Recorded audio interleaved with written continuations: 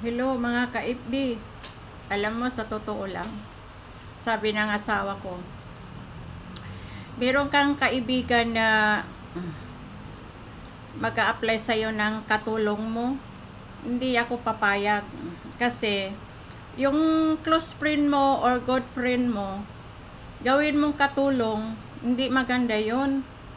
Mabuti na yung hindi mo tanggapin. Kasi, pag nagkatampo sa sa'yo, or meron siyang hindi ka gusto ng pang-ugali mo, para siyang magtatampo. Meron kasing iba na piling hindi katulong. Mas mabuti na yung friends lang, hindi gawing katulong. Kasi karamihan sa mga magkaibigan, gagawin kang katulong tapos itrato mo ng hindi maganda, ay madali siyang masasaktan, sensitibo siya. Yung tao ding good friends na mangungutang sa'yo, wag mo rin pautangin, lalo na yung mga BFF, close friends, good friends.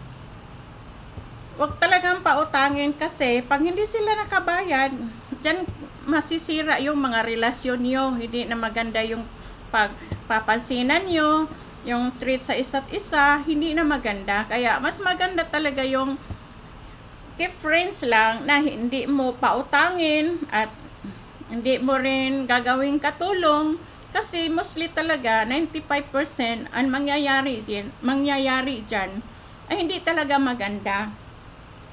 Kaya nakakalungkot naman kasi yung friend ko, gusto nga sa akin magkatulong kahit kaunti lang daw sahod niya, basta dito lang daw sa akin. Ayaw ng asawa ko kasi parang nahiya din siya ba. Mas mabuti na yung ibang tao na hindi mo kilala para ma-maintain yung relationship.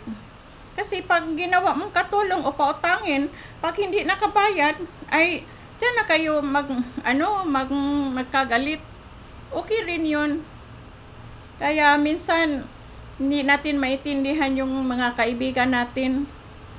Mabuti nga sila, meron silang malapitan. Ako, wala talaga akong malapitan. Kaya napapasalamat pa rin ako kahit gaano, hindi ako yung nangungutang. Hindi ko naranasan yung mangutang. Nakaranas ako ng mangutang na hindi ako pinautang. Maliit lang, isang bisis lang talaga sa buong buhay ko. Pero sinusumpa ko, mula ngayon sa araw na to, hindi na ako mangungutang. Sinusumpa ko yan. Hindi naman sa ako'y nagtatampo. Maganda talaga yung hindi ka nangungutang. Ibig sabihin, okay yung kalagayan mo. Kaya ako, ina-appreciate ko yung mga taong hindi nangungutang. Ang ibig sabihin, okay yung buhay nila kasi hindi sila nangungutang. Meron din tao, kunting problema lang, utang dito, utang doon, tapos hindi nagbabayad. Kaya, ang nangyari dyan, kinakarma sila. Kasi nakita nila yung tao, para silang nagigilty, pakapala ng mukha, hindi nagbabayad.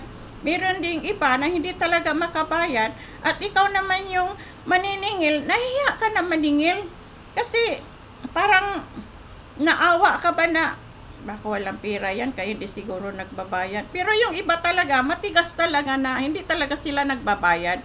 Kaya mas mabuti pa, ipayo ko lang sa iba dyan, yung mga close friend, best friend, huwag kayong magpapautang dyan, nasisira yung relationship nyo sa totoo lang. As mabuti talaga, mangutang nandoon sa bangko, kasi obligado ka magbayad, monthly ka magbayad. Pag hindi ka nagbayad, penalty, makulong.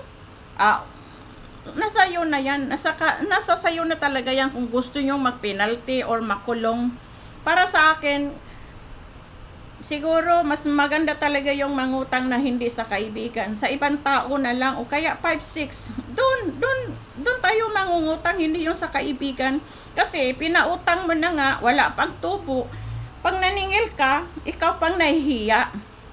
Kaya mas maganda talaga yung doon na lang sa bangko mangungutang. Parang dito ba, hindi uso dito yung utang, mangutang doon sa bangko, kasi may agreement doon.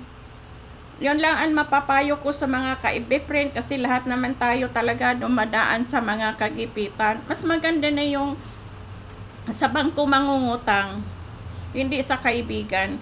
Doon sa nagpapautang ng pera, yun talaga ang the best. Yun lang ang may payo ko sa mga taong nagigipit, sa taong mahilig mangutang. Sana wag na kayo mangutang, friend, para hindi kayo balikas ba, para hindi kayo masumpa, para hindi kayo yung parang hindi kayo yung minumura sa loob-loob ng puso nyo. Yung talaga mas maganda mangutang sa bangko, wag sa kaibigan. Para sa akin, di ako mangutang sa kaibigan, sa bangko ako mangungutang. Okay, mga friends, mga kaibi, bye-bye.